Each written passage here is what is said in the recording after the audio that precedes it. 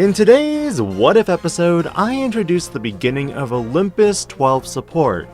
Some members have already made an appearance in the Digimon trading card game, but rather than one-offs with no other Digivolution support, this series introduces full Digivolution lines for each one. And what better way to start this series than with Apollomon? Apollomon from Classic Gods is based off of Apollo, the twin of Artemis in Greek culture. The Roman equivalent is Dianemon. Apollo is symbolic of the sun and the bow and arrows, with many elements also built into his Digimon counterpart. But this episode isn't about the history behind Apollomon. No, not even. This episode will deep dive into Apollomon's Digivolution line and bring cards that I think would be the start of an Olympos XII archetype. Coronamon starts the archetype as a red level 3 Digimon that can digivolve from a red or yellow level 2. On play, you reveal the top 3 cards of your deck, add 1 red or yellow Digimon and 1 Digimon with Olympos XII in its traits to your hand. Place the rest of the cards at the bottom. While this card can generically add you a red or yellow Digimon, the extension to Olympos XII is to give flexible Digivolution trees to not just Apollomon, but maybe even the likes of previous Digimon like Venusmon and Marsmon as well. Luckily, it also has an inheritable that while this Digimon has Beast or Olympos XII in its traits, the Digimon gains plus 1000 DP on all turns. However, if your security is less than your opponent's, the buff is 2000 DP on all turns instead.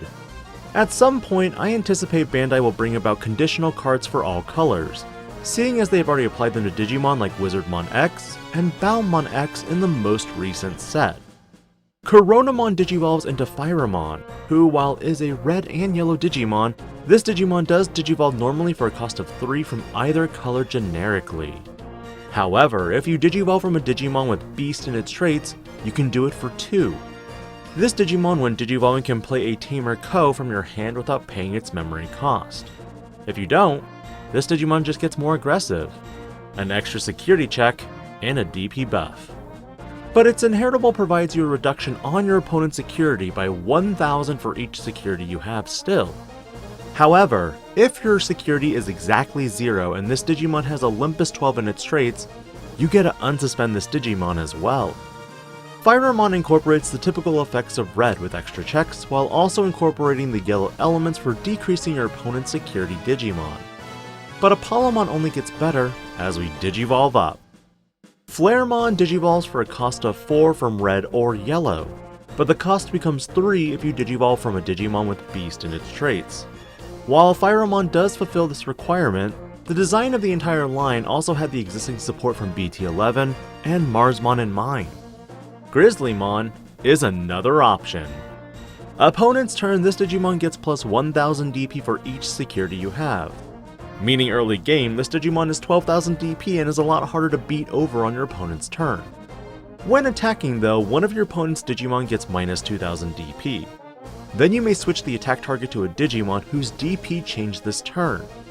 This effect also lets you attack unsuspended Digimon. This is a pseudo raid effect but not called raid. However, you can only target Digimon whose DP changed, meaning you could use this in combination with older cards that also reduce DP. But its inheritable is what makes Olympos XII more threatening. While this Digimon has Olympos XII in its traits, it does not activate the effects of option cards it checks in security. No fear, right?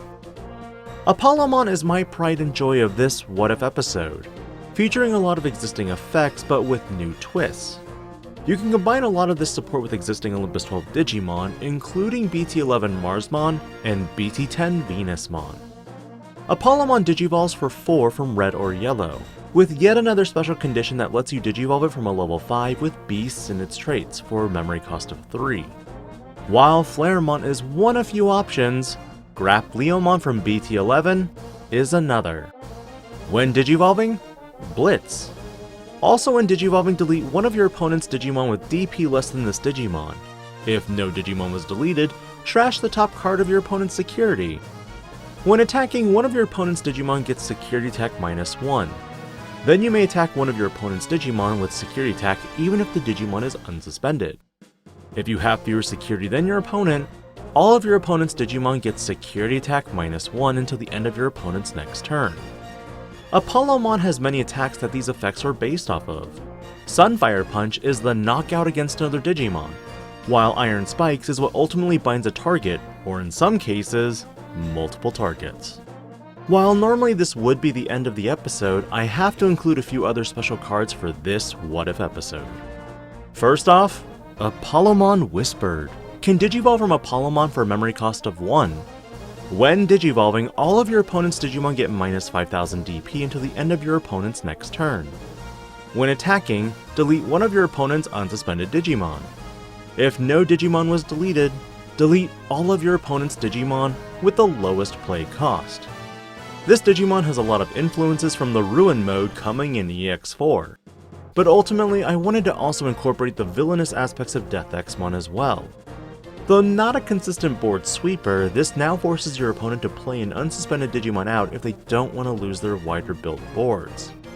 Now, remember Firamon from earlier? This episode will conclude with Ko, a simple red-yellow tamer that costs 4 memory. Start of your turn, gain 1 memory. But your turn when one of your Digimon attacks that has Beasts or Olympos XII in its traits, you may suspend this tamer to have that Digimon gain Piercing. If you have less security than your opponent, this Digimon also gets Security Attack +1. Ko is a very strong tamer for Marsmon, Venusmon, and Apollomon. Arguably, this immediately turns on effects like Blinding Ray, and with ways to manipulate your security, you can guarantee certain effects at different times.